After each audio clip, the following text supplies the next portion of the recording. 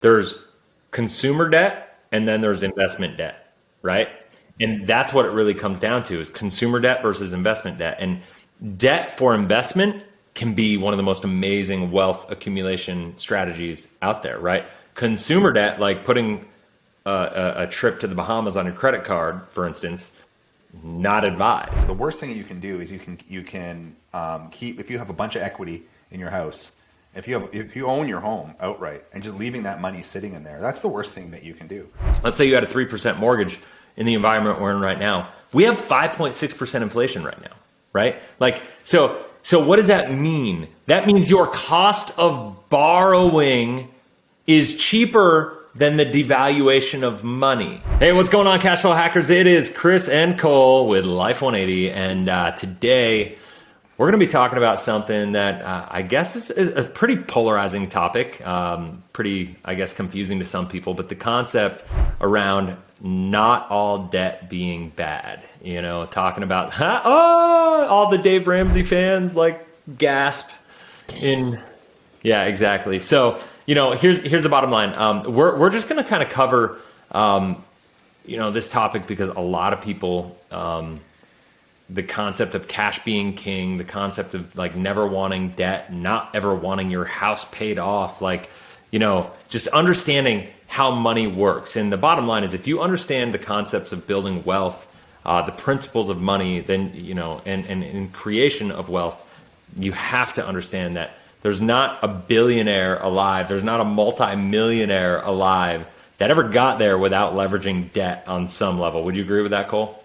Totally agree with it on so many different levels. It's one of my favorite subjects, and it's a subject that when I first got into the financial industry, really made my brain cramp. And rightfully so. When I used to hear before I was in the financial industry, being a career entrepreneur, I used to hear people talk about buying debt and debt being good, and I'm thinking, I just couldn't. My brain just could. And it was then they would describe fixed income, and they would describe bonds, and then they would describe OPM, and my brain was getting like more dehydrated, and the headache was sinking in. Yep. Then I kind of started to see the light, right? Yeah. And it was kind of the OPM piece, really that I'm thinking other people's money. Well, how do you get other people's money? Well, you got to borrow it. Then that's debt. Yep. But then you're putting that to work because you're a smart person and you're making a spread or an arbitrage. Mm-hmm. And then I got the arbitrage. Oh, then I was like, okay, I'm really glad you picked this subject. Why did you pick this subject? I don't know. Like it hit me. Well, you know what? I think what spurred me is I actually had a guy reach out that I spoke to. He's a house flipper, right? And he was running out of deals. Like he couldn't find the deals. So no, it wasn't Mike. But it was actually a contact of Mike. So it's this guy who,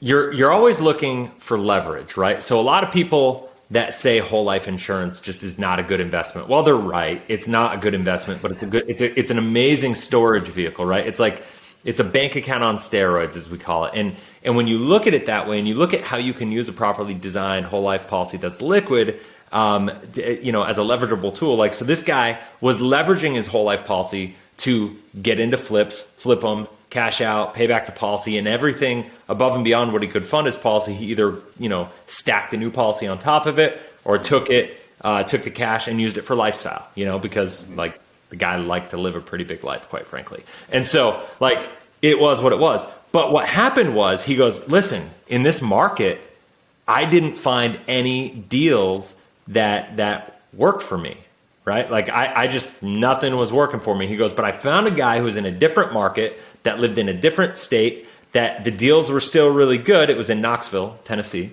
and where the guy was. And he goes, he needed a hard money loan, and to get it. And he goes, because I had all this money sitting in my account, he goes, it just hit me. He was looking for this hard money lender. And I was like, well, I got like $400,000 sitting in my policy right now. Why don't I just lend him the money, to get this flip there in a better market? I'll lend it to him at 11%. He, put a cash value line of credit on it. He's got to pay me back that in 6-month term, right? And I'll guarantee I'll lock in my 11%. Pay 2% on it, make 9% spread, and if he defaults, I get the property. it was a no-brainer. And so like it worked well for both of them, right? Because like the flipper, he's using debt to create with flipping a house. I mean, hard money lending, I mean, the idea of paying 11% sounds absurd, but if you know you can turn that 11% on $100,000, you're paying $111,000 or $11,000 back in interest, right? If you know you're paying that over 6 months, but you can take that property and turn it into $50,000 of profit, which is so common in these situations, right? Totally. You just turned $11,000 of debt into a $50,000 profit. You take that back, that's $50,000 of revenue. So take the 11,000 out, it's $39,000 of profit. That's almost a 400% return in a 6-month period on one loan, right? Or on a piece of debt. So to say all debt is bad is crazy. When, I don't want to like go on my rant too long here, but like you look at more, like there are certain things that are bad, like credit card debt, horrible, right? Like toxic. Now, do I like credit cards? Yes, I like credit cards. If you do them right, if you pay them off every month, and if you're a diligent person managing your money, get the points, get the benefits, all that stuff. But I will warn people, a lot of people think they're more disciplined than they really are, right? They think they got it under control, and then it gets out of control. And before you know it, you're not paying it off every month. And then it's just convenient to just put the money on the 18% credit card and like whatever. Cash advances. Like don't fall into that trap. It's a nightmare. That is toxic debt, right? That's a slippery slope. Oh, totally, bro. But not all debt is created equally, right? Right. Your mortgage, for instance. Talk to me about a mortgage. So that, compounded interest, what is it doing? It's doing three things. It's working for you, it's working against you, or you're missing out on the opportunity to have it work for you. Yeah. Right. And you just kind of described it when you talked about credit card. That's compounded interest that's going to be working against you. Debt, the way we speak to debt is having compounded interest work for you, and most importantly, and this is the hardest piece to understand, is not missing out on the opportunity of having compounded interest work for you. This is called opportunity cost. It's a jumbled, wordy way to say opportunity cost. And when you have debt working for you, you are not missing out on opportunity because you're leveraged, you're max leveraged. You're spread out. You know what you're doing. You have a systematic plan. You're sticking to it, and you're not guilty of opportunity cost. You're clear and you're lucid. Okay, so mortgages, the fastest growing category in the mortgage industry right now, because let's face it, jobs are hard to come by. Passive income is hard to come by. People are waking up to the idea of compounded interest as described, as prescribed. Okay. Mm-hmm. So what are they doing? They're going out and, just as you said, they're getting private mortgages. They're getting seconds. They're getting 1 year high interest rate. They're looking at the interest rates and people are like, "Are you crazy? You're paying 11% or 10 or 12% on a private or on a second on a 1 year term." Like, people just can't get their heads around this. This is the fastest growing category through mortgage investment corporations, even on the REIT side, on the commercial side. This is the fastest growing strategy for leverage, for debt, for OPM, for getting getting on the right side of opportunity costs, getting on the right side of compounded interest. Yeah, it's now okay. So let's take it let's go back even a little bit further to whole life insurance. Yeah, and if you talk about that hard money lender. Mm-hmm. Now, if you're the life insurance, if you got into life insurance, say you had generational wealth, say you were born into life insurance, your parents received a life insurance policy, a death benefit. They had the stewardship, and they had a policy for you. There's generational. Now there's like there's tens of millions of dollars, rolling over. You're buying real estate. You're buying other assets. You have massive cash value in your life insurance policies. Mm-hmm. Now all of a sudden you're the hard money lender, right? Because you're lending money. I have many friends that have big life insurance policies, multiple life insurance policies.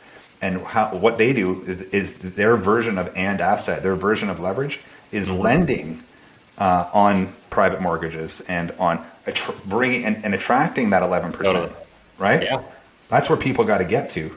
Yep. And they're lending to the people that are buying the homes and buy and taking on these leverage positions in real estate. So I think that there's two perspectives on it, right? Or two different types of debt, just to keep it simple. There's consumer debt, and then there's investment debt, right? Yeah. And that's what it really comes down to, is consumer debt versus investment debt. And debt for investment can be one of the most amazing wealth accumulation strategies out there, right? Consumer debt, like putting a trip to the Bahamas on your credit card, for instance, not advised, right? Like that's just going to increase the cost, and then the opportunity cost around that, eats into your. If you don't pay it off in 21 days, or if you don't pay it off in 28 days, I think it is. Yeah, 28 days. Yeah. Yeah. So like, that is what it is. That's there. So, but then like, let's go back to your mortgage, right? Like most people right now, let's say you get a 3% mortgage, right? And that's even high for some of the people right now that are getting 2.5% mortgages. But let's say you had a 3% mortgage in the environment we're in right now. We have 5.6% inflation right now, right? Like, so what does that mean? That means your cost of borrowing is cheaper than the devaluation of money. Are you tracking that? Because like, that's like 2.5%. If you're paying 3%, let's say you're paying 2.5%, like a lot of people I know, and inflation is 5.6%. That means inflation is going up at more than 2 times the rate, and or should I say, eroding the purchasing power of your money by more than you're paying for it. So that's like more than free money. So by saying I want to pay my house off, right, and pay off my mortgage, for what? For why? Because here's the deal. When you have that money at 2.5% that you're paying that interest on, the money is getting devalued based on inflation. So your mortgage in nominal dollars, in purchasing power dollars, that mortgage is becoming more affordable every single year, right? That's the first thing. And then when you look at the fact that you control that money, right? If you don't have that money tied up in your mortgage because it's now equity in your home, and you don't have equity on a guaranteed basis, you can't liquidate that. You're taking the risk in market risk in the real estate market when you have it there. You don't have access to that necessarily when you need it. So I'm a big believer in maximize, from a cash flow perspective. If I had, a $300,000 mortgage, and my house, I paid $360,000 for it. Let's say I had 20% equity, and then that house went up to $500,000.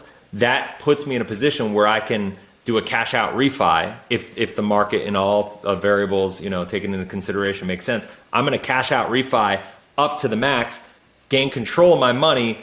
My cash flow might get impacted a little bit, but if I can put that extra equity that I took out into a fund that's building on a guaranteed basis at a higher rate than I'm paying, it's the biggest no-brainer in the world. Now I have control of that, and I can use it as leverage, and you do that a couple times, and you'd be amazed how much that can impact your life.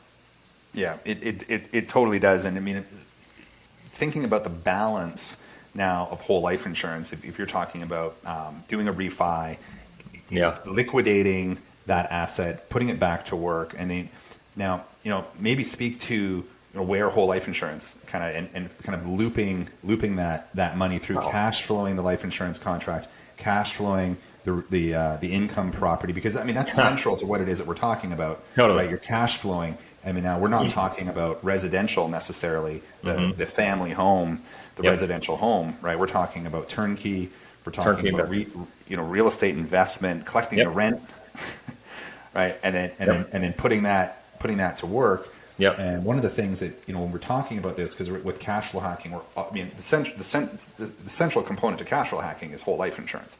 You're not really cash flow hacking if you don't bolt whole life insurance into this whole equation. Yep. Now, so maybe speak to so how does that actually work? Well, and, what is the mechanism in a very visual way? Yeah, I mean, like Mike Wolf just called me. I got to call him back. Speaking of real estate, speaking of turnkey real estate, Mike Wolf just filmed like 8 videos with him. Yeah, I did. He was just in my studio for a couple of days. But so going back to that. So here's the deal. So this is very graphical, right? So it's I'm going to try to do my best to explain it in an audio kind of way. Yeah. But just hang in there now. When people are when you're watching this now, when Chris is about to do this, just hang in there. Get a piece of paper, get a pen, and actually kind of start drawing this out. Or obviously, leave some comments. Give us your email. We'll get back to you. We'll whiteboard it for you. Totally. So here's. Yeah, totally. So here's the deal. And he's got this new fancy thing. I'm going to get a new fancy whiteboard monitor to put behind me. That thing, I need to get one of those. It's like a big digital whiteboard. It's awesome. So here's the deal.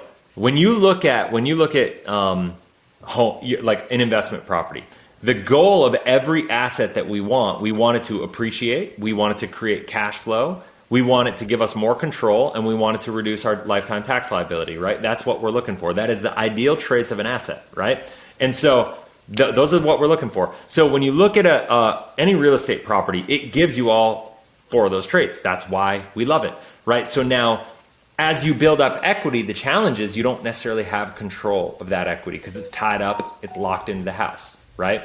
And so as that equity is locked into the house, you can do one of two things for it. You can try to do a home equity line of credit. Depending on the market, they'll do that. Well, I guess you could do three things. You could do nothing and let it sit there and not have control of the money. That's the stupidest thing to do. Or you could do a cash out refi. You could take the cash that you take out of that, you can put it inside of a whole life insurance contract that is designed properly to give you massive liquidity, early high cash value access. It will grow on a guaranteed basis. You have liquidity use and control of that money. You can then bolt on a cash value line of credit to it, which is going to be cheaper than your home equity line of credit because they know that the value of the cash inside of the whole life insurance policy is more guaranteed than the value of the equity of your home. Let that sink in really quickly. Key point. Like let that sink in. Because if a bank is going to use your home as collateral, which is basically a home equity line of credit, or your cash value line of credit for your whole life insurance cash value, and they're going to say, listen, banks are not stupid, right? Banks are not stupid. So they know that if they give it to you tied to your cash value line of credit, and it's going to be a lower interest rate than your home, that means there's less risk here. Yeah. That's why they're doing it. Let's make it super simple. The risk is so low, and they're going to lend you more. They're going to lend you for less, and it's going to be less of an underwriting headache because Totally. let's face it, life is, let's just put it, you're graduating from this earth at some point. And the bank is going to take that deal all day. There is nothing more guaranteed to a bank than the life insurance company's money and the fact that you're graduating from this earth. They'll take that deal all day. And think about it from you as the consumer who has the choice of doing a home equity line of credit or doing a cash out refi, putting it into a whole life contract with guarantees, having that grow on a guaranteed basis, and getting the value of the cheaper money, right? But now you also have all the ancillary benefits that come along with the whole life contracts, like a death benefit, like making sure if anything does happen to you when you have let's say you do a home equity line of credit and you take a $50,000 loan against that line of credit, right? And then you die. What happens? Well, now that's a liability for your family that you left behind. If that happens inside of the whole life policy, not only is that not a liability, but they're going to get way more. So they'll probably be able to buy another home or two on top of it, right? Even liabilities, even slip and fall. You're a landlord, Totally. and somehow you get sued, and it doesn't work out well for you. Yeah. They get a hold of one of your assets. They're not getting a hold of the life insurance contract. Totally. That works outside of the insolvency, then there's that too, the insolvency. But that works outside of the liability, director or not. Yeah. And then there's insolvency. Say it doesn't go well, you have a bad divorce. It's also working outside of that. If you own that policy, these policies are completely autonomous, and they have been that way for 150 years. Dude, so we're such nerds. This whole conversation started off with why not all debt is bad, and now we're just going on this other rant. And so, aren't we still talking about debt? So yeah, I think we're still talking about debt, but we are still talking about debt, but probably in a way that most people are not used to hearing about, right? And so, the bottom line is you can't compare all debt equally, right? Whole life insurance is a great vehicle; it's a great leveraging tool, but we just kind of threw that in there, but. To really back still that debt though, right? Because you're taking debt from the life insurance company, sure, or you're going to collateral assign it, so it's still debt. I mean, there's debt at every step of the worst thing you can do is not. You already said this earlier. The worst thing you can do is you can keep, if you have a bunch of equity in your house, if you own your home outright and just leaving that money sitting in there, that's the worst thing that you can do. I mean, we've been trained and taught for generations that pay off your house, pay it in cash. And live in your home, but that's literally the worst thing that you can do. I mean, that's so counterintuitive. I mean, there's worse things you can do, obviously. Well, but that's not a very good one because the bank has the note still on the home, and they consider that an asset. That's on their balance sheet as an asset. And what banks can do is fractionally reserve that money on deposit banking, and they can lend 10 times the value of your home. Your home's $1 million, which a lot of them are. They're going to lend $10 million out in additional mortgages. It was higher than that before 2008. They were more fractionally reserved. So every loan you have is leverage for the bank. Right. So the bank's taking advantage of your equity in the home.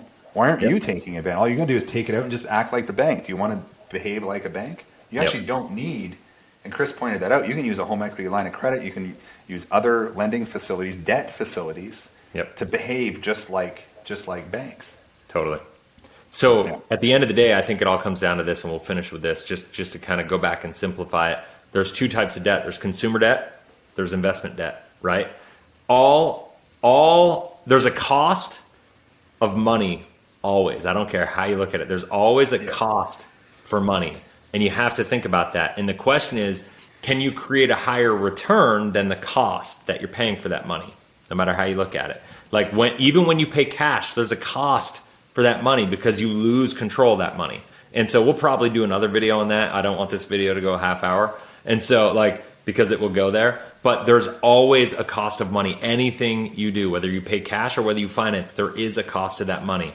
And that is tied to the opportunity cost. So if you can create a greater return than you're actually paying for the cost of that money, that's how you can create wealth without taking on a ton more risk and without trying to chase high returns in the market. That's how people become wealthy. They understand that principle. The mindset of trying to have no debt in your life and just save your way to wealth is not going to happen. And for people that go, oh, well, Dave Ramsey helped me get to $1 million. Tell me how that works for you, 30 years from now when $1 million is worth, $500,000 in today's value or less. And, it allows you to pull out $40,000 of income, every year. If we even get there. And, that $40,000 30 years from now is going to be worth like $15,000 in today's money. See what an environment of hyperinflation does to evaporating money really quick. It's absurd. So if you think you're going to get through the next 30 years, 20 years, 10 years even, without using debt to get to where you want to be and really create predictable results, I would challenge you really strongly on that. So anyway, I'm going to get off my soapbox on that. So I hope you guys found value in this video. If you did, please smash that like button so YouTube gets it out to more people. If you haven't already, please subscribe, hit the bell. That way you get notified. Cole and I are bringing heat on a pretty much daily basis at this point in time. It's pretty awesome. Super excited to be doing this with you, Cole. Super excited for the content that you're now creating, starting to put out awesome interviews and content on your own on the channel, which is amazing. And so guys, hit the bell, hit that, that way you get notified every time we launch a new video, and can't wait to see you on the next video. Have a blessed, inspirational day. We'll see you then.